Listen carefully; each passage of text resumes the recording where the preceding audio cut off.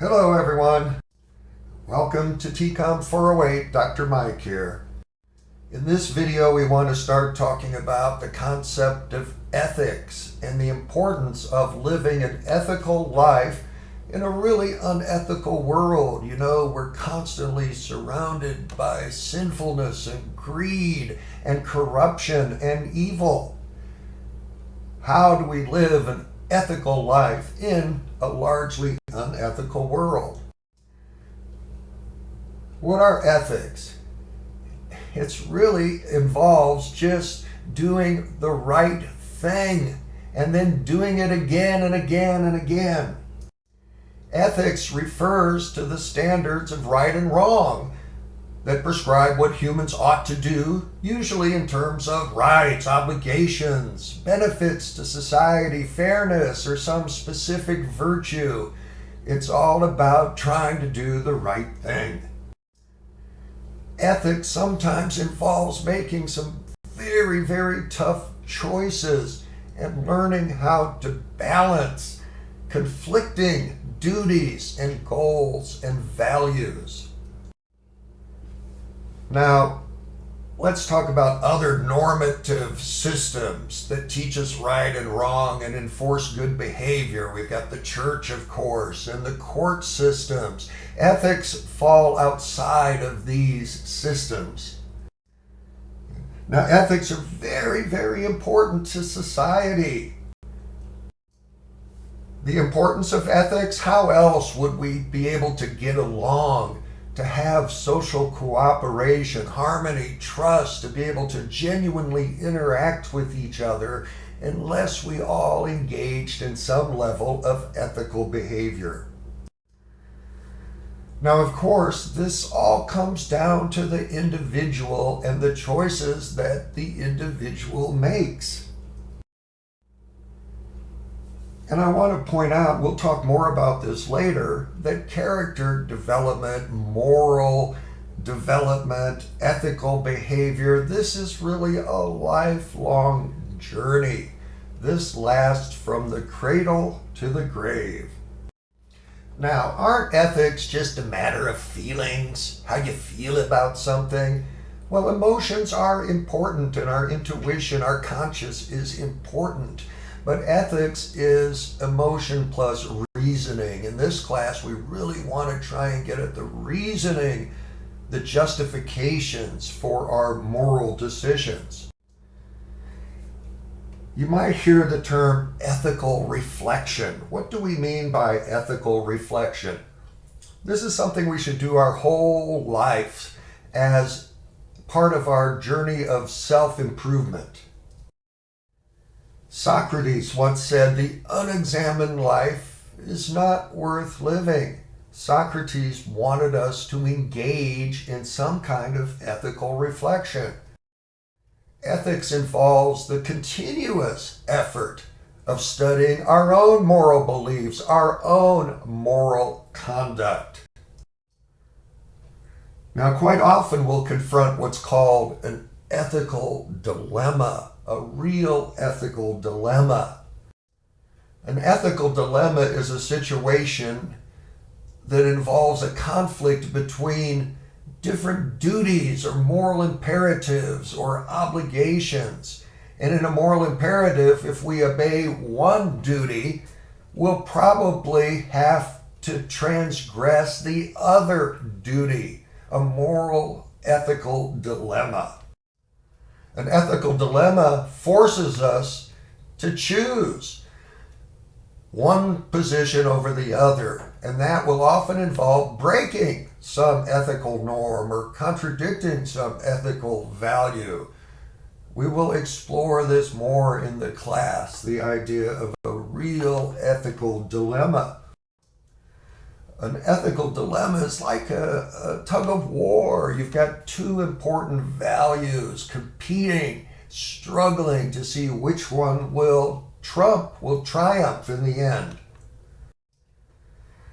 Now, let's remember some of the cornerstones of ethical debate. Civility and tolerance. Okay, this is all about respect for others. You know, it's easy to get angry when talking about ethical issues, but we want to respond, if we can, with some grace.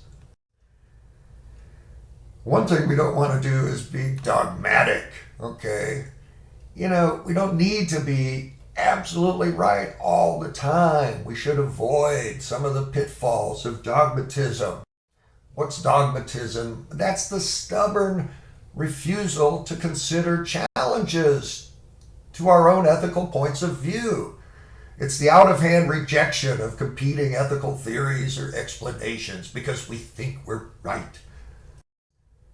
So beware of dogma. And when debating ethics, you really want to be kind. Avoid, vicious labels and loaded language and name-calling. We really want to try and avoid the ad hominem attack. That's the argument or reaction that's directed against the person, the personal attack, the name-calling, rather than the position they're maintaining.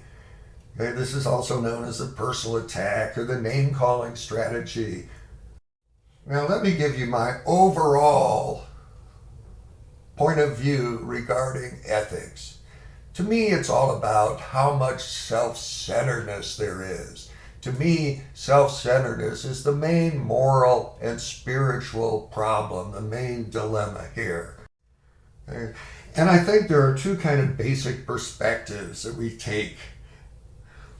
Me first, okay? It's all about me, versus we first or us first kind of ethics. In other words, there's a battle between egoism and altruism. Egoism is a point of view, ethical egoism is a point of view that says, if an action is in our interest, then it's morally right. That which maximizes our self-interest is morally right. It's all about me. Now, this sometimes is great. If this is a call for independence, to be true to yourself, that's fine. But it could also reflect some kind of childish self-centeredness. But even Shakespeare said, "This above all, to thine own self be true." Janis Joplin, the famous singer, said, "Don't compromise yourself. You're all you've got." Now, the opposite of egoism is something called altruism. That's an ethical doctrine that holds individuals have a moral obligation to help others, to serve, to benefit others, if necessary at the sacrifice of their own self-interest. I guess the ultimate advocate of this was Auguste Comte, and his version of altruism called for living for the sake of others. Now, most of us aren't going to go that far, okay, but it might be wise to be altruistic once in a while. Martin Luther King said, "Every man must decide whether he will walk in the light of creative altruism or in the darkness of destructive selfishness." King also said that life's most persistent and urgent question is, what are you doing for others? So King was a big proponent of altruism and service to others. Where do you stand on this scale? Are you an egoist or basically an altruist? I personally would put myself on this scale at about a 5, but in reality, I probably rate a little bit lower.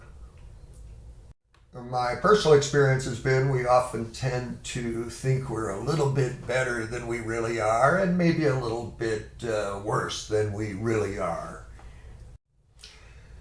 So that'll do it for this little video. I hope you enjoyed our introduction to the concept of ethics and ethical behavior. Please take care of yourself, and I'll see you soon. So long, everyone.